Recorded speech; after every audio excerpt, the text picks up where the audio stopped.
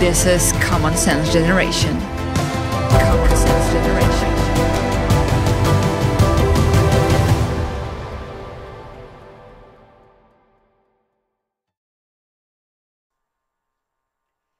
Hello everyone, my name is Maria Kądzielska-Koper and this is Common Sense Generation, a platform for free thoughts, philosophical thoughts. We talk about community, values and philosophy.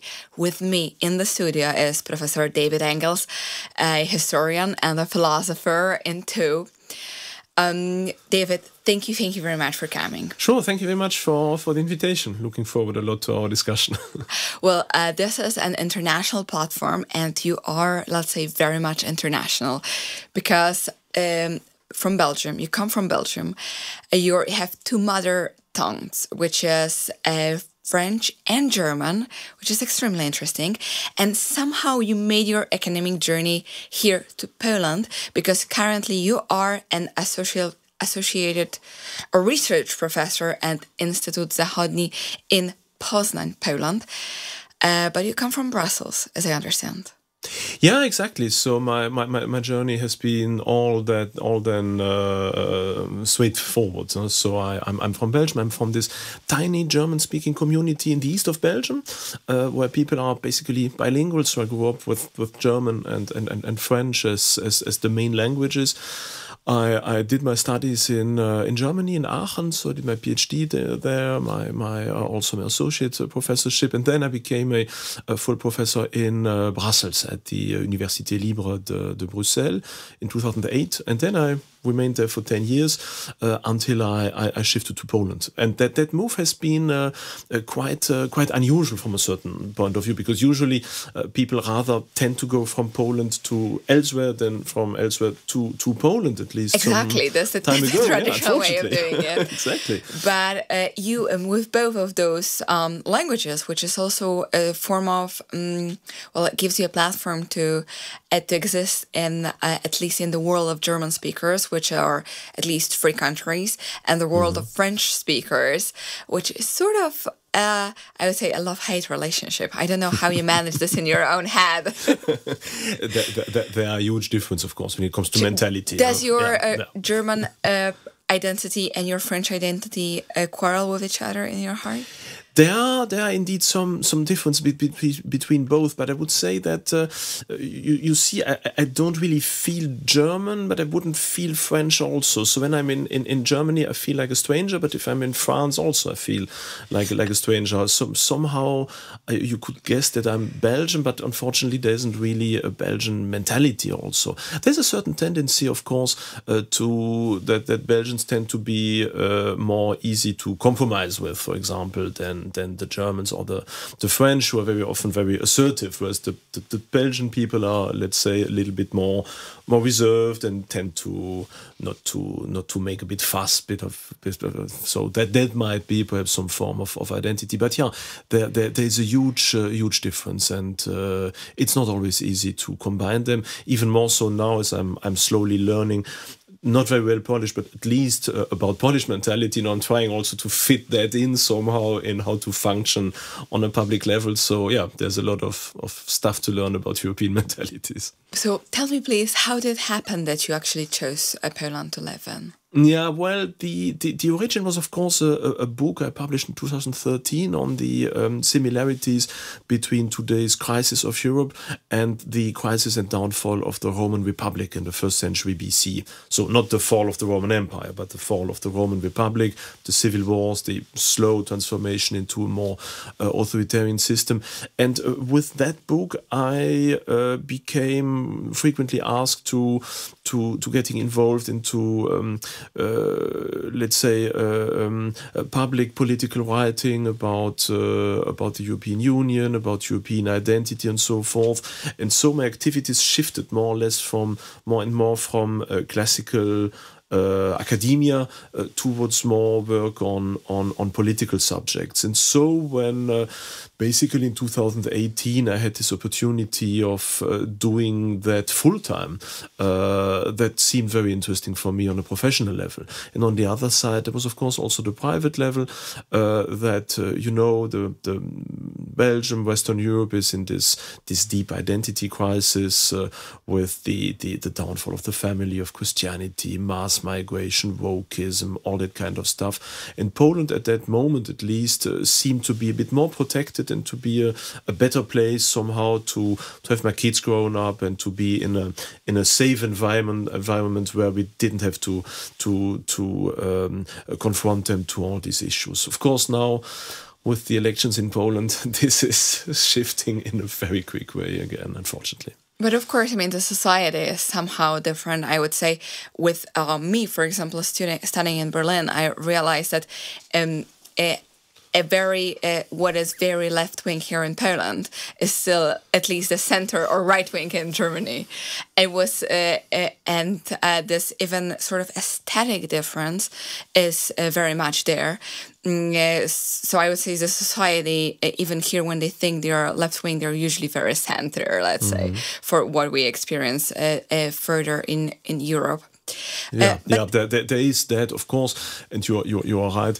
There's still a huge difference to Germany, but still, even in this 5 years and a half, I'm now here in Poland. I have this impression of a certain acceleration of the, let's say, westernization, but in a negative way. You see, so that the downfall of the church, also the demographic decline, the mentality when it comes to how to see one's own identity, European identity, LGBT stuff, and so on. So there is some form of and the influence, of course, of social media, of TikTok, of Netflix. I saw all that also very strongly on my students here in Poland, and sometimes I'm saying that I have this impression of living what happened in Belgium since 1990 and 2020 now here in acceleration.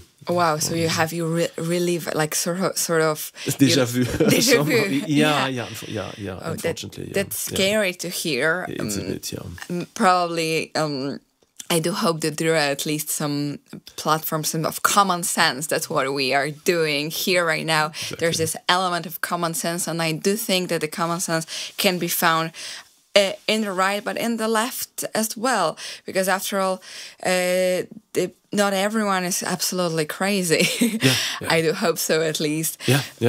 Many people are often, I think, very well intentioned. That is somehow, of course, also on the left. So I think that is, of course, also part of this crisis, that you can't just say one side is bad, the other is good. So I think there are many well-intended people on the left, and I guess there are also many not really frequentable people on the right. But that makes it so difficult, of course, to be in a debate and to be in a political debate, especially when you are a academic. Yeah, exactly. And you are a historian originally, and you do something very, very interesting called you try to write a comparative history of different civilizations and try to make it possible.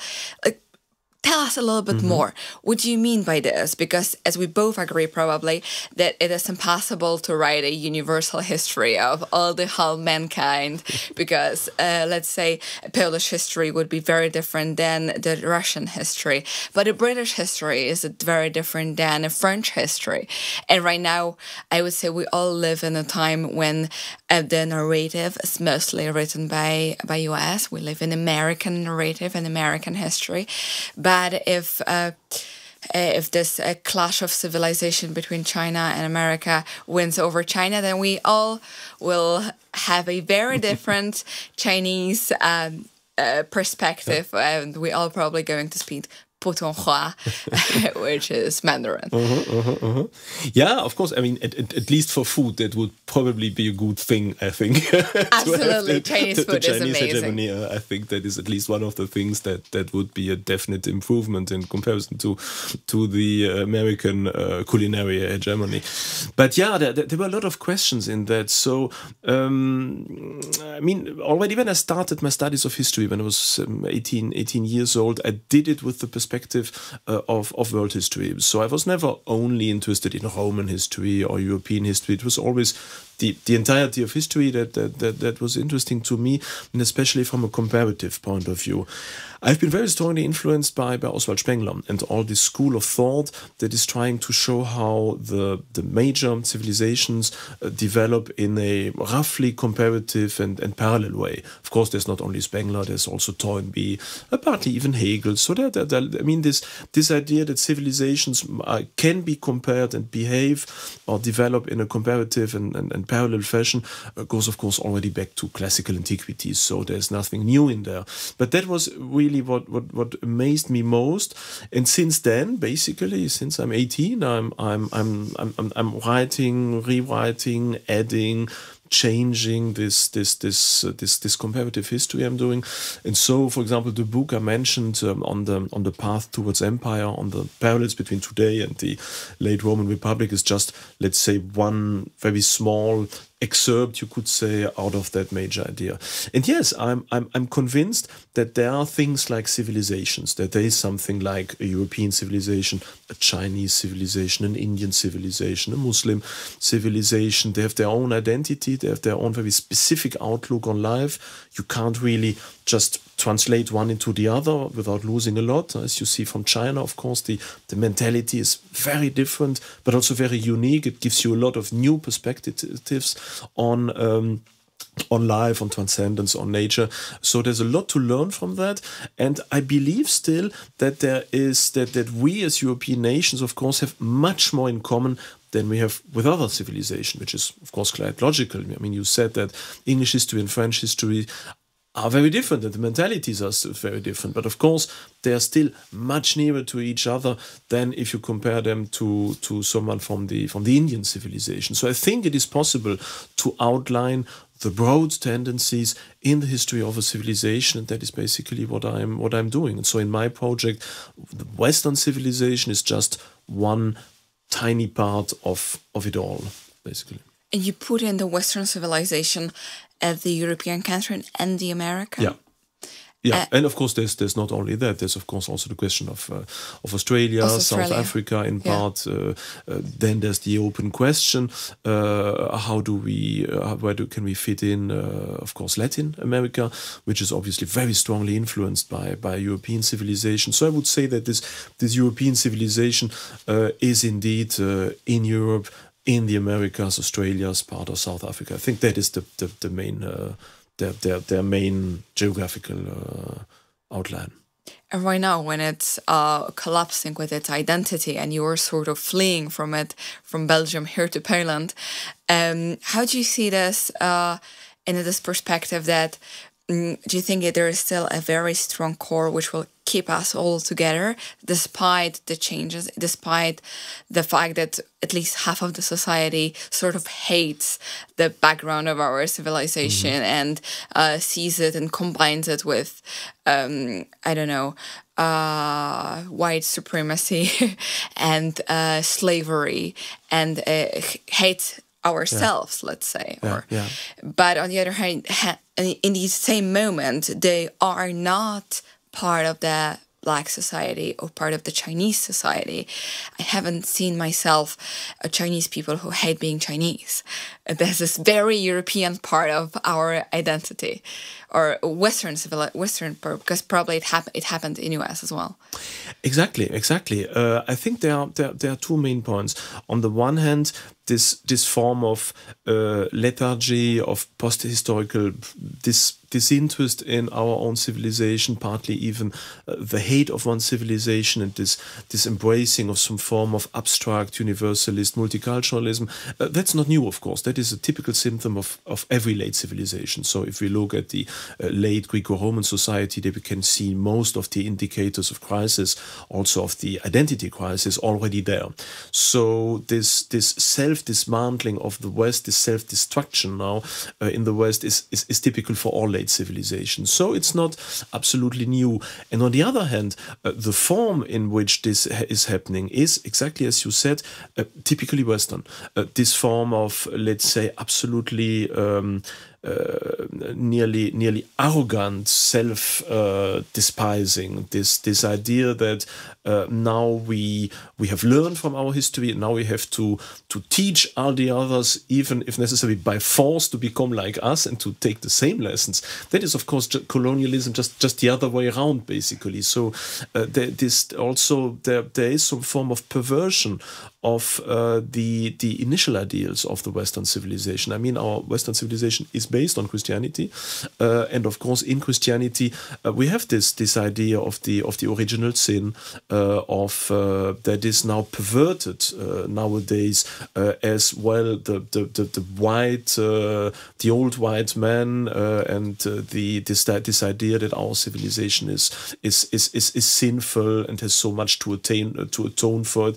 This is just some form of perverted form of Christianity. You would say, okay, so it's a form of a religious point of view, but taken away without transcendence. Okay, but looking at the scapegoat. Exactly, and so also this idea that we have to save humanity. Now we have to save the planet, for example. Yes. So that the equality of everyone, but of course in Christianity it's essentially the equality of everyone before God. Now it's the equality of everyone in the face of climate or of the United Nations or something like that. So you can take nearly all the major points of classical Western Christianity, you take God away, you put a lot of self-hate in it, and then you have today's world. And this is scary and informal because it's, of course, blocking us from development and taking away sort of this raison d'être, because you have to somehow believe in yourself and what you're doing that is originally good as well, in order to be successful in what you're doing.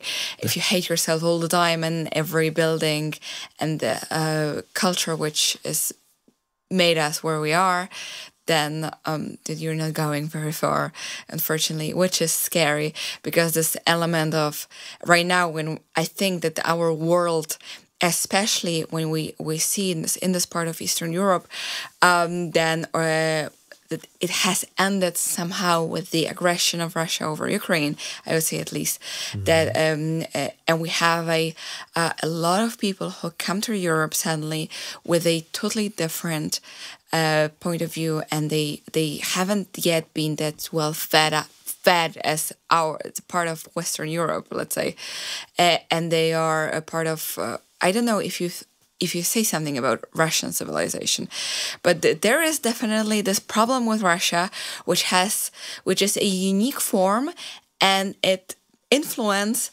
part of neighboring countries with, I would say, a different way of life, which is what we at least experience. Is this first of all, there's much less freedom, of course. And there is this apathia which you live in, and this grayness which previously was also in Poland. Right now we took it away, but it's still definitely in Ukraine. It's still definitely it's still definitely in Georgia, and still definitely in neighboring countries which are under right now the Russian influence still. And how do you classify? Because it's threatening, of course, Europe, and we see it, and it's. Also, it comes with certain mentality of people from Ukraine who will live in Europe right now, and we have to sort of know about it. I'm not saying in a bad or good way, but we have to count it that it's going to be here as well. This is Common Sense Generation. If you like this channel, please subscribe, share, and comment. your voice really matters. How do you, as a historian, but also a philosopher, how do you see Russia? That's an important question where I diverge, at least in parts, from many of my conservative colleagues from Western Europe. Because, as you know, in Western Europe, there's this Russophilia that sees Russia as the hope of Christian values and of patriotism and so forth, and that hopes that Putin somehow will save Western conservatism from evil, woke ideologies. And there are many people believing that. In France, I would say that in France, probably 90% of the conservatives, of the right-wing conservatives, are pro-Russian, and I think in Germany it must not be so difficult, so different. My own approach is a bit different, but it is also based on Spengler, who already believed, as do most Russians themselves, that Russia is a proper civilization, that Russia is not part of the European civilization, that it is its own world, that it functions on its own mentality, its own psychology, that it has its own logic somehow,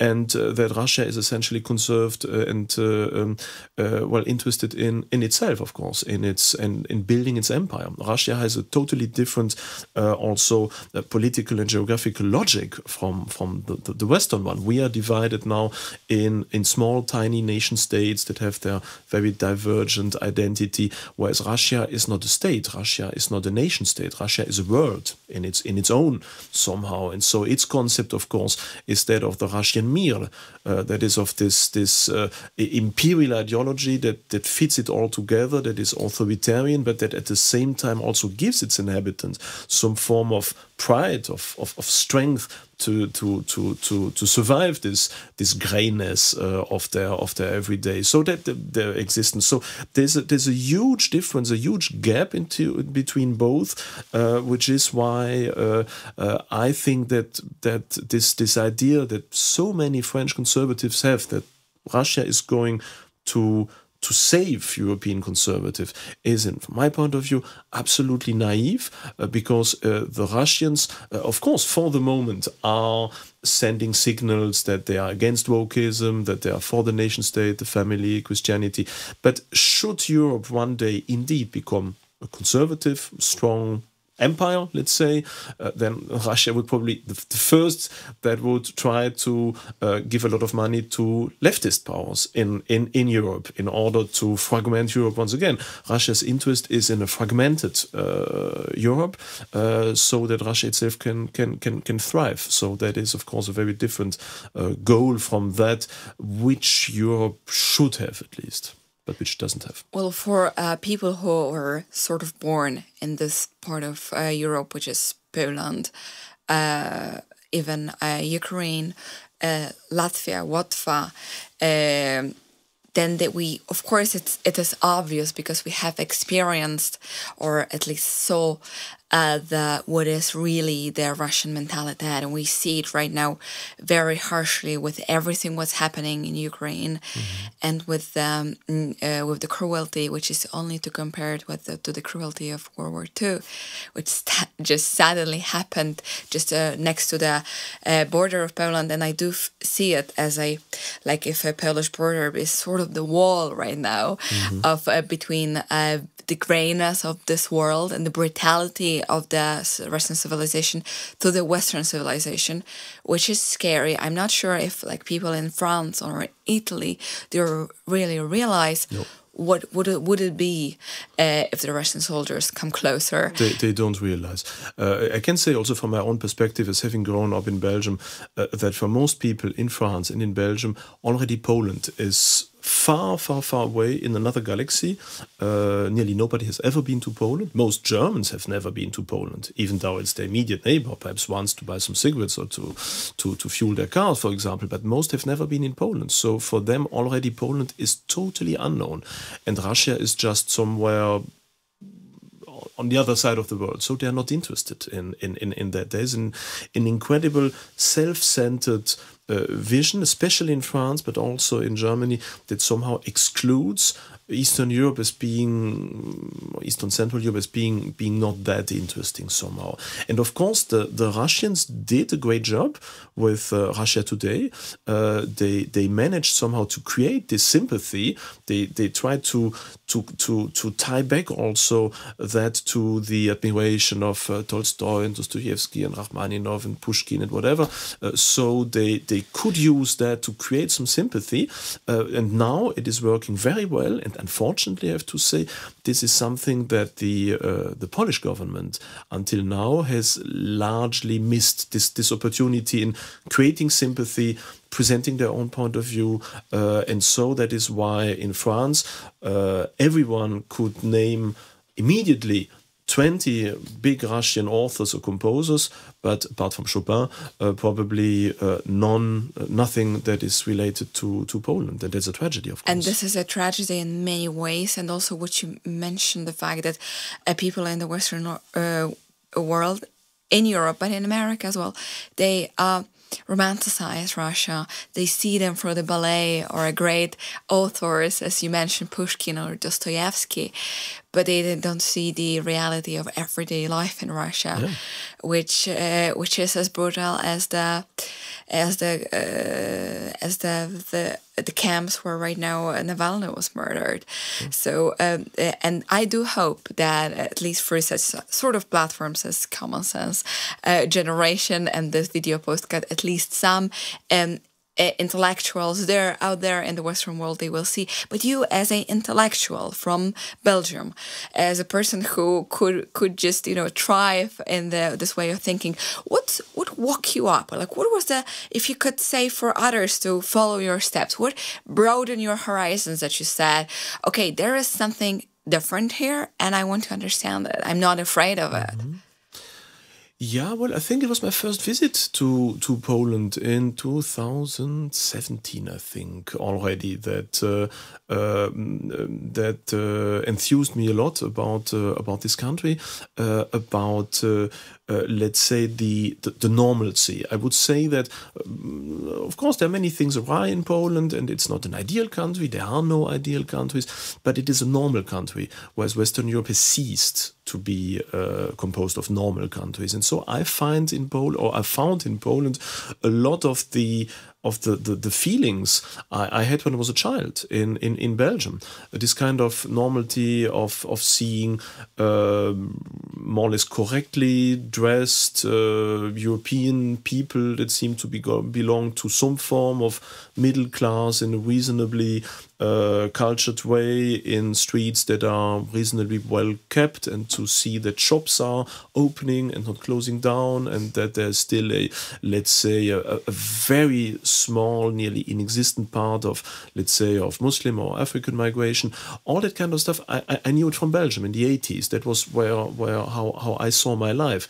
And that has changed so quickly in Belgium and is still existent here in Poland. And so every time, especially in the first years, when I returned to Belgium or to Germany, of course, then I was always shocked in remembering what I'd left, because you can become very quickly used to that form of mentality and of normality. And I think many Poles themselves are not aware about the chance they have indeed of having conserved this form of normality. It could give Poland an enormous head start for its own development, and that is why I'm often also so tired, because I'm for 5 years now trying to explain that to my audience, to my lectureship, and so trying to give them this comparison, trying to say them, use this chance, don't destroy your own country by repeating precisely the same errors that the West did.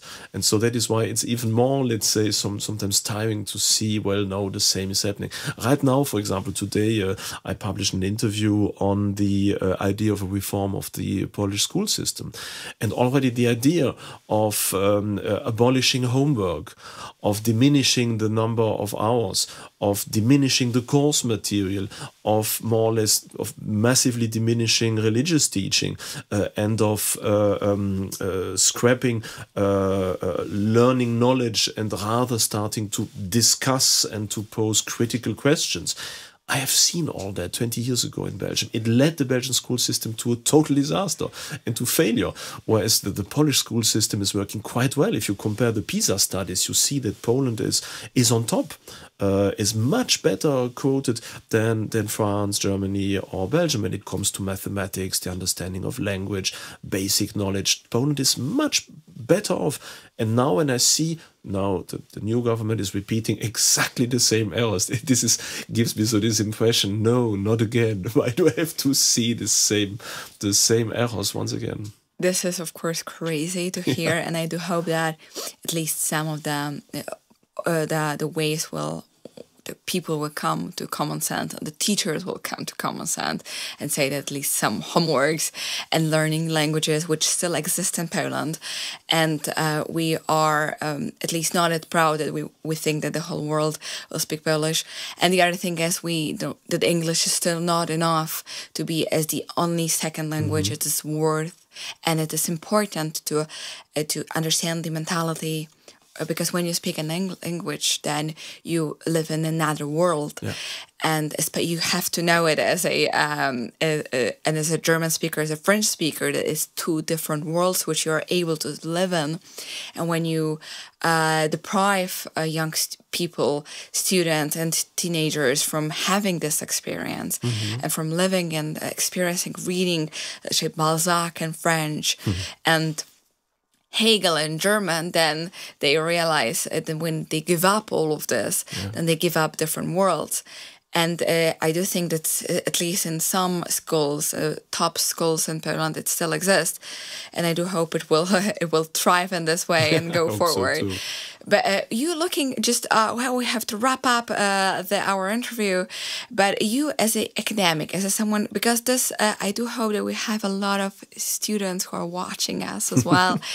As a professor, someone who experienced academia in Belgium and Germany, but also in France, because you are as a professor teaching there, and of course there is this eagerness in young students to be extremely left wing and to give up any form of conservatism or traditional academia. Why not to do it? What is the value of not, let's say, not devouring every form of idea, but accepting at least some of this? That's a big question, to know why are people giving up conservatism, or why are they giving up, let's say, the interest in their own past. I mean, on the one hand, I could just easily say, well, that's what's happening in every late civilization. People are becoming tired. There's too much to learn. The weight of history is just too cumbersome. It's so easier to say, well, I'm not interested in just leading my life, consuming some stuff, and not interesting anymore. So we are late Romans right now. Late from the late Republic. Yeah, we are a little bit like in the 1st century BC. I would say you can see exactly the same symptoms at that moment. So that is one factor. But the other, of course, is also a moral factor. With the decline of Christianity, with the systematic destruction of Christianity through the media, through the politics and so forth in Western Europe, the main core of our identity has been destroyed. And I'm more and more convinced during these last years that conservatism is not just conserving things from the past for their own sake. I mean, by now, would we want to conserve the 1968 revolution? I don't think so, for example. So I think our conservatism must go back much further, or rather concern the entirety of our history. And I think that we need to say that conservatism means finally tying back our existence, our society, to transcendence. I think that is the only definition that really works. Just saying conservatism means, liking your history and wanting to conserve stuff from the last of the generation or so. And it doesn't work anymore, because there is not much to conserve from the last 50 years. So the only thing, how you could really define conservatism, is believing in transcendence, believing that there is something higher than our existence, that we partake in this existence, that the aim of our existence is not here but elsewhere.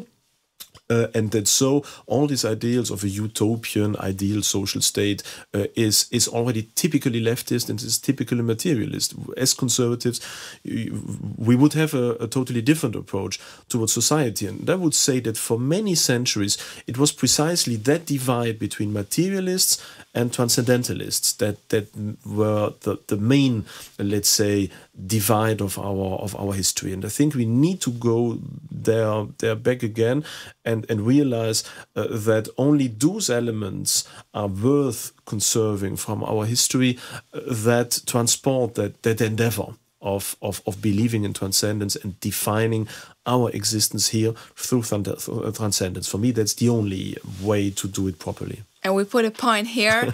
And this was Professor David Engels in Common Sense Generation. And thank you very much for watching this. Please share, like it, and comment, especially if you have a different point of view. And we also thank Polish National Foundation for making this show possible. Well, stay tuned.